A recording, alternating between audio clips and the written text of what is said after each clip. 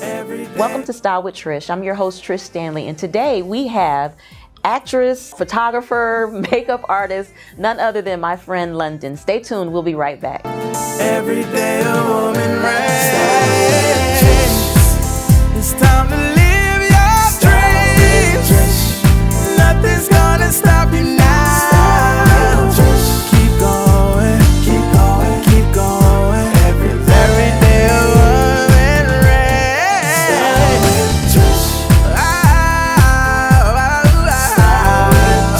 Every day a woman reigns. Welcome to Style with Trish. Today I am sitting down with a friend of mine. You see how fly she is. My friend London, she is a makeup artist, a photographer, an actress. What else you do, girl?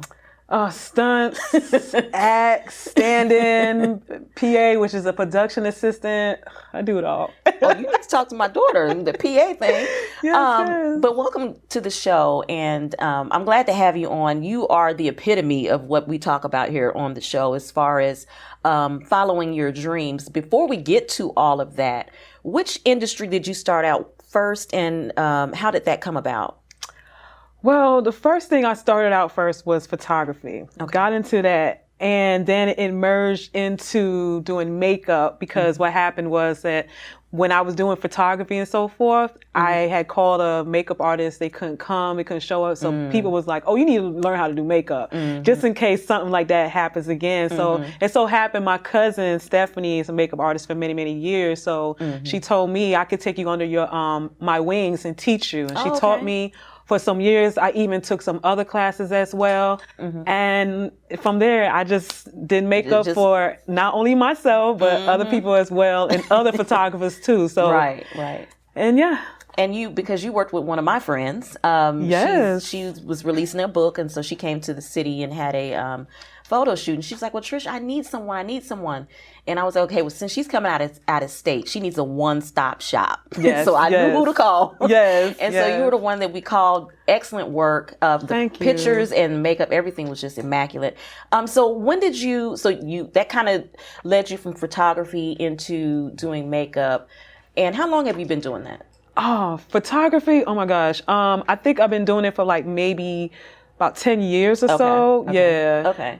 And then you started doing makeup, and then you got the bug to act. Yes. Tell us about that. Yes. So how that happened was like, so a friend of mine, Rochelle, she called me and said that she couldn't make it to, set to Tyler Perry Studios. And she was wondering if I can come in for her. And I was like, okay. They called the production called me and everything. First of all, I didn't even know Tyler Perry Studios was here at the time. So I was like, okay, I could be an extra. So started being an extra, and then which is background work. Yeah. And then it went from there. I did that for about like maybe 8 years or so. Then I merged into standing in. Then I merged from standing in to doing stunts. And I also did makeup, but I did makeup probably only once for like set. Okay. So yeah. But yeah. So what was it was just that easy for you to just walk in and with your friend's reference? Because I was going to ask, what was the journey, or what has the journey been like? Is it difficult? Man. Is it once you got one foot in, you're in? It's kind of like, it's all about relationship. Okay. It's all about who you know, and that goes for any department in the film industry. Like, it's so important to have a very good reputation, be reliable, be professional, because, word, get like this real quickly, whether it's good or bad. So once that person know you have a good reputation and you want to work in crafty or be a PA or even a director, then they will know, okay, we know who she is. We know that she's good, so let's go ahead and help her out, So that's how people get jobs like that in the industry. Yeah. So what is one of your most precious moments being on set? Man, I have so many. I would say working face to face personally with Ruth Carter, the designer. Oh wow! I'll never forget. They told me I needed to come in such a time, be at such location. I said, okay, I'm there, and I see her, and this is the time when she actually. On TV, they gave her the star, the Hollywood star. So I told her, I said, congratulations. She's very humble. She's like, oh, thank you. I was like, oh, yeah.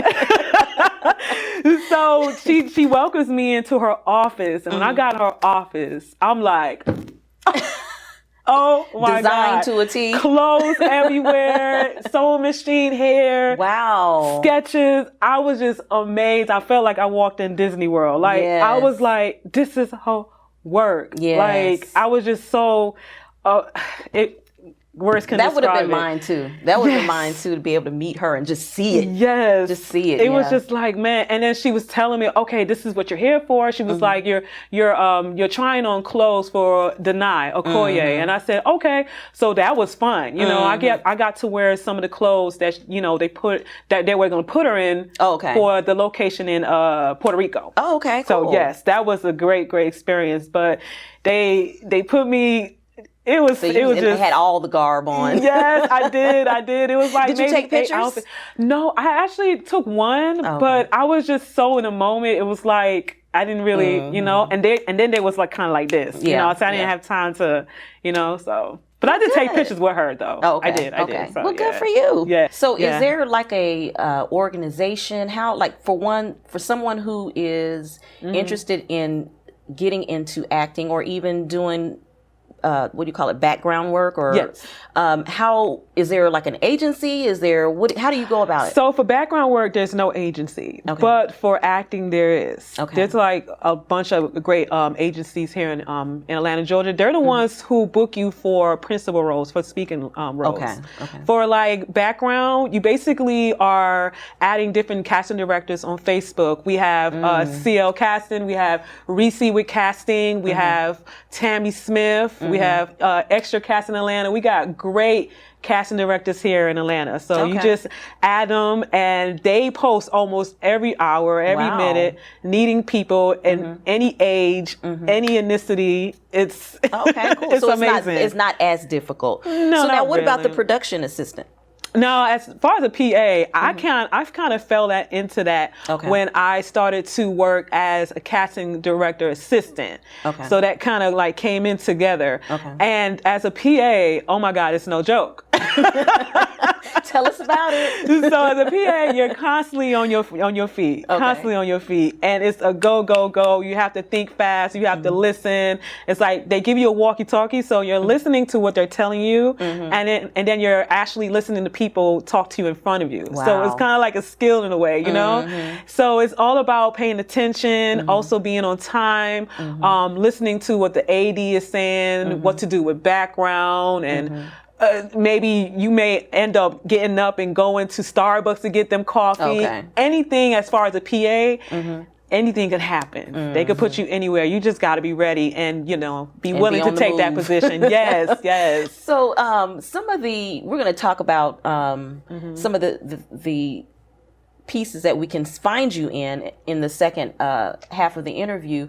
But it's amazing to see how you're able to balance all of these, because these are different things that you do, but you're doing them all at once. Yes. How in the world are you doing it? It's very possible because, I mean, makeup, it came even though I kind of like stopped doing makeup for other people because I've been on set constantly.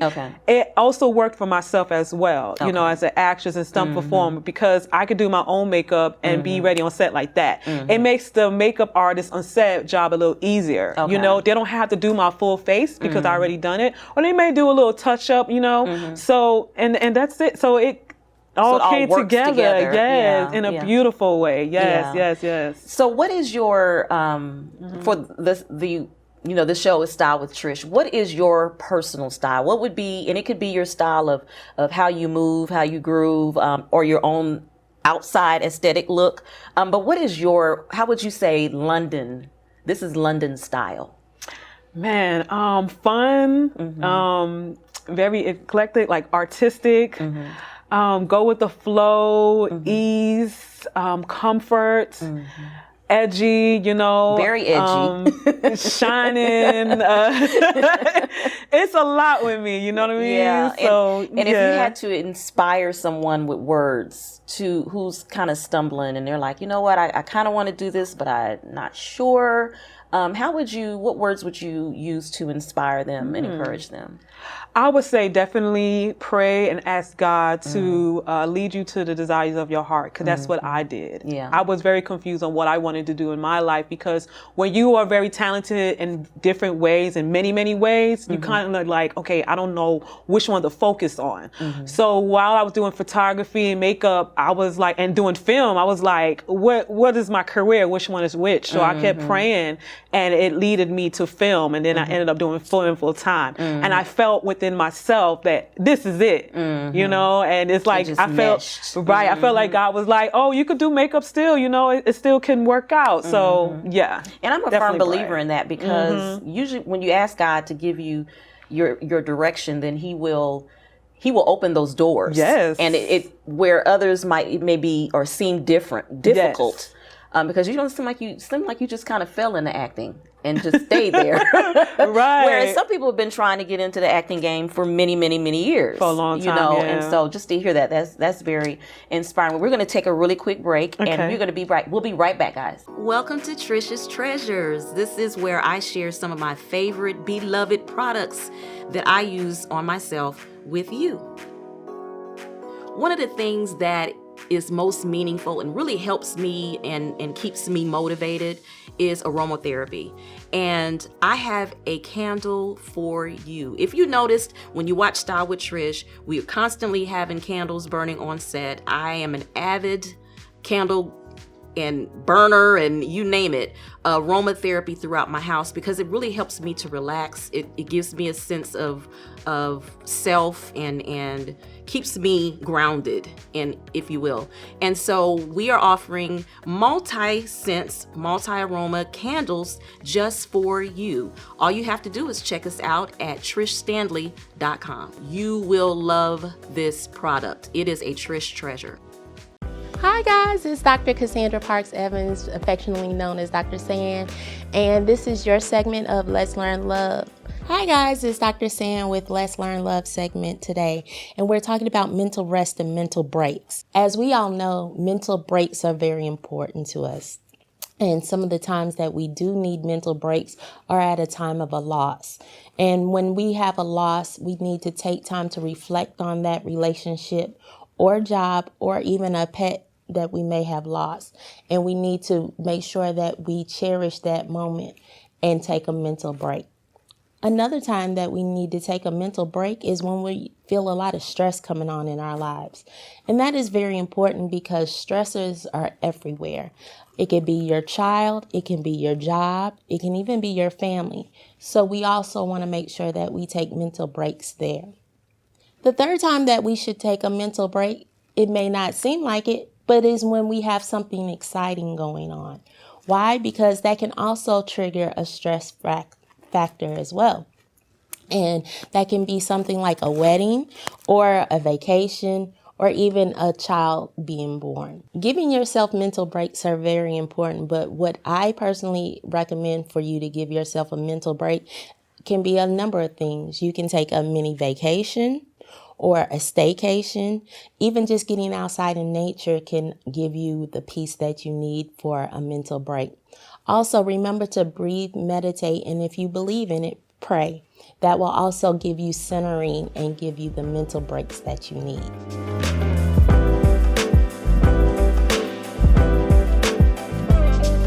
Welcome back to Style with Trish. I'm continuing my conversation with my friend London.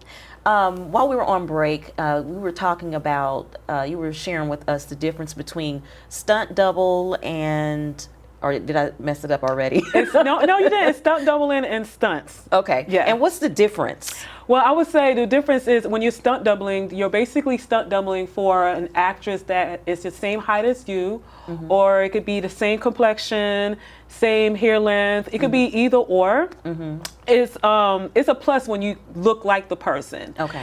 And you're basically doing that stunt for that actress because, you know, that actress may not want to put their life on the line, you know what I mean? Okay. The director may not feel safe for that person to do it. So it's our our job to step in and be their stunt double, you know? So it's like if the director say, okay, your actress, you're stunt doubling for Tiffany Haddish. Tiffany Haddish is going to be jumping off a building, you know? Tiffany Haddish may be like, I ain't cool with that, okay? So they're gonna get her a stunt double that look kind of like her. And, you know, if anybody's in that position, they will have to do what the director wanted Tiffany to do. Right. So, and you've doubled for her. No, I doubled actually for Michaela Cole in Wakanda Forever. Yeah. Oh, okay. Okay. That was just an example. Oh, okay. Just an example. And we're gonna talk about that too. Okay, I'm so excited. I think the whole community is excited about that. But and then you also do stunt work.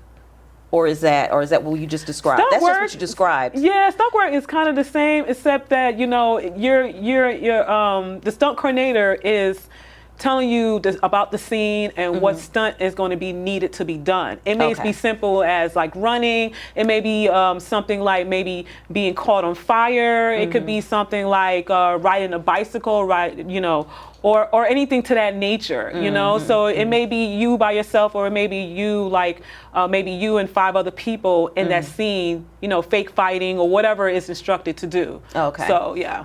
And is there any kind of routine? Can anyone do that type work, or do you have to be, you know, like you small and in shape and I feel all like, of that? I feel like anybody can, but it's just important that you be prepared for that position, you know?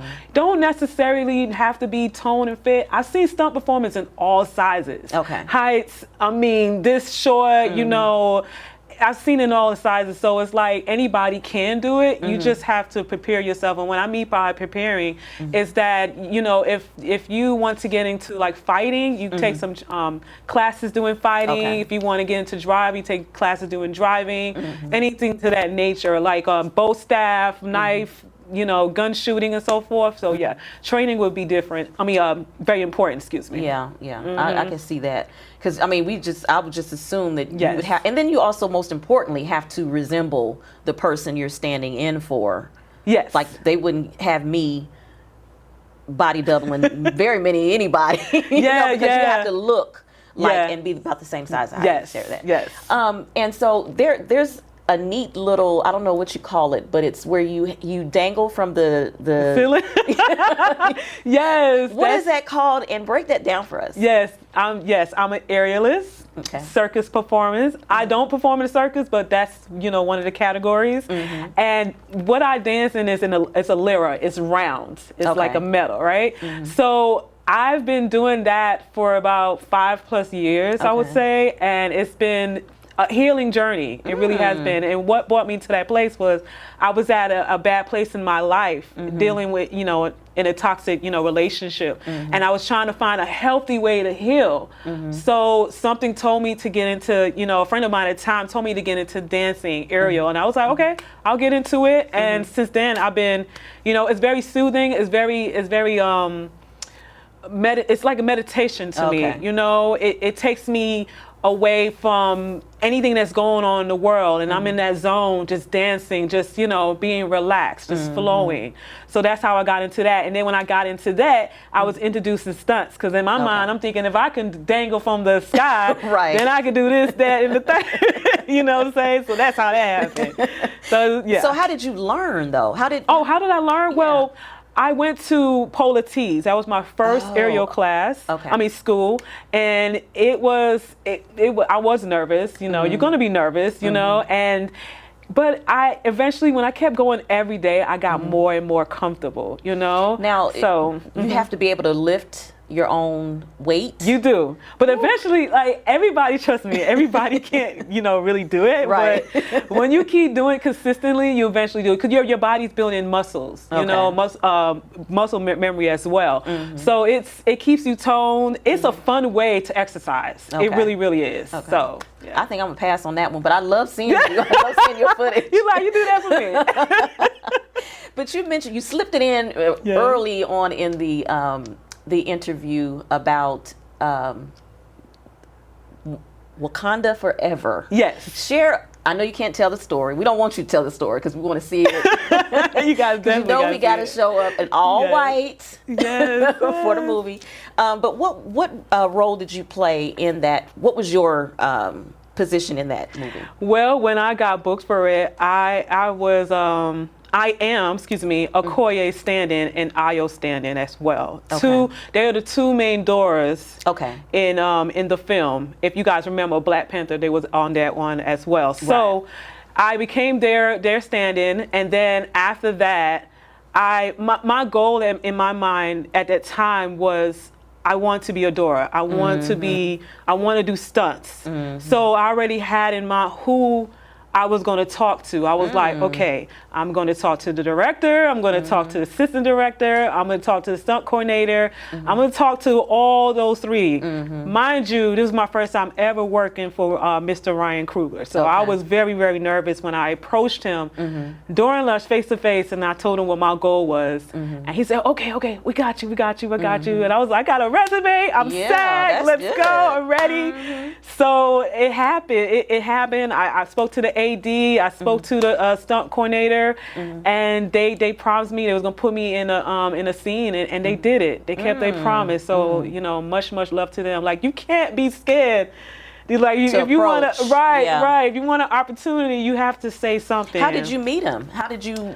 Because that's how did that happen? Yeah. Well, the first time I met Ryan, he's funny. He's one of the most down to earth director I ever worked with.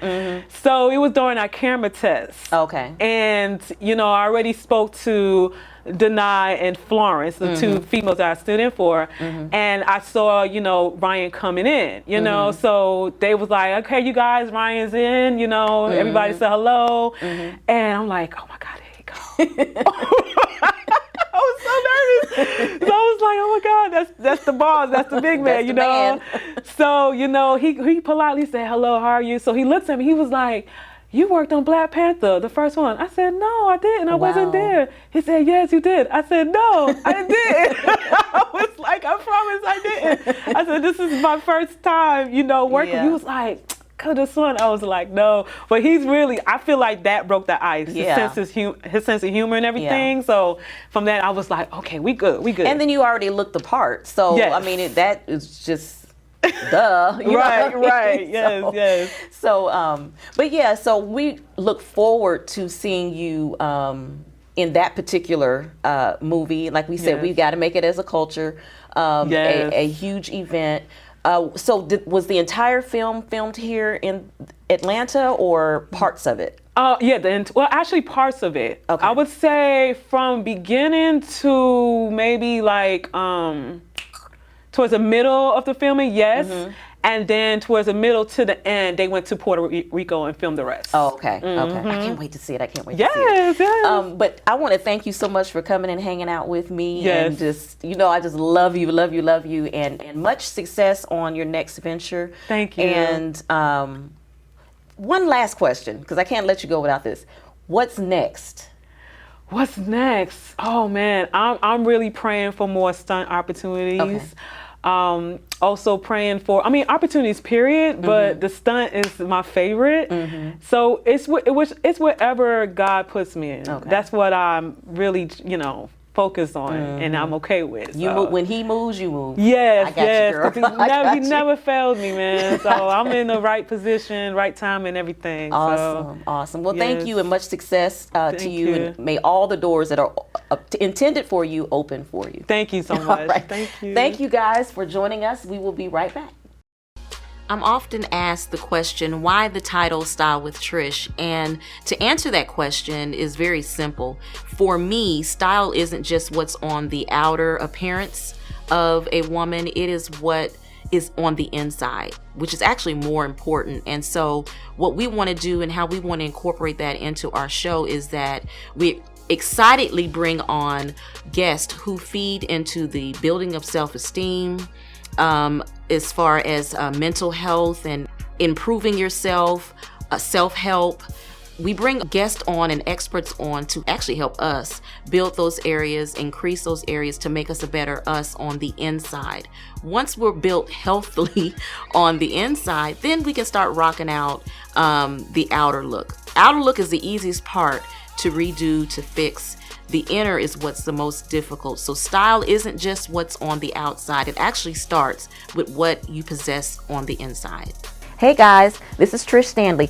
Catch up on season 1 of Style with Trish by going to trishstanley.com. If you are not able to catch the show on YouTube, make sure you go to my website, trishstanley.com, and check out our podcast, trishstanley.com. I'd like to thank my guest today, London. And one of the things that she stated about her style is that she really has an edgy look. Because she wears so many different hats, she has different layers of style to her. But the thing that stuck with me the most that she shared with us is how she really waits on the direction of God, and she asks God to lead and guide her. And that's how so many doors have somewhat easily opened up for her, asking God for his desires of her heart, and he answers her prayer. So make sure you guys are asking God for direction in whatever direction you want to go in, and he will definitely be there to lead and guide you. As always, thank you guys for tuning in. Remember that love isn't love unless you give it away.